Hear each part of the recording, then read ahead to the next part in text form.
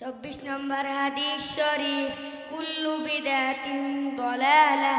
হাদিস শরীফের অর্থ প্রত্যেক বিদাত গুমরাহি বা পথভ্রষ্ট। আসসালামু আলাইকুম ওয়া রাহমাতুল্লাহি ওয়া বারাকাতুহু। ইস্তেঞ্জার আদব পাশ দিকে ফিরিয়া আসলে করা নিষেধ। কেবলার দিকে মুখ করিয়া কেবলার দিকে পিঠ করিয়া চন্দ্র ও সূর্যের দিকে মুখ করিয়া প্রবল পাশের দিকে মুখ করিয়া কেবলে উলঙ্গ হইয়া ছয় জিনিস নিয়ে আসলে যাওয়া নিষেধ। আল্লাহ তাআলার নাম, নবীগণের নাম, ফেরেশতাগণের নাম, কুরআনের আয়াত, হাদিসের টুকরা, দোয়া কালাম, লিখিত বর্ণিত। আসসালামু আলাইকুম ওয়া রাহমাতুল্লাহি ওয়া বারাকাতুহু। আসসালামু আলাইকুম ওয়া রাহমাতুল্লাহি ওয়া বারাকাতুহু।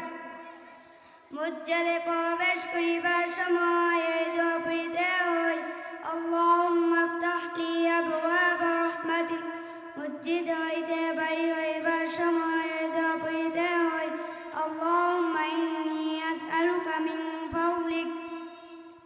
কানার সামনে আসিলে এই দোয়া পড়িতে হয়, বিসমিল্লাহি আউওয়ালা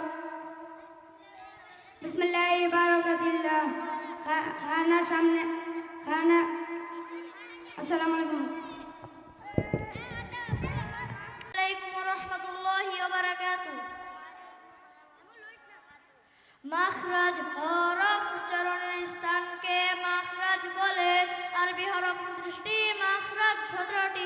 1 নম্বর মাখরাজ হলকে শুরু হইতে হামজা হা।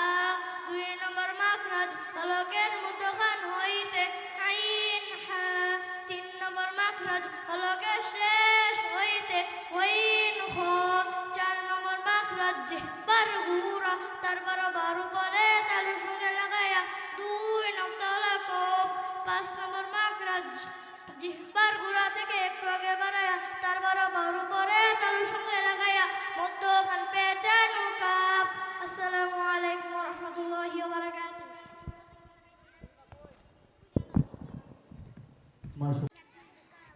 নম্বর হাদিস শরীফ আল মুসলিমু মান সালিমাল মুসলিমুনা মিন লিসানিহি ওয়া ইয়াদিহি।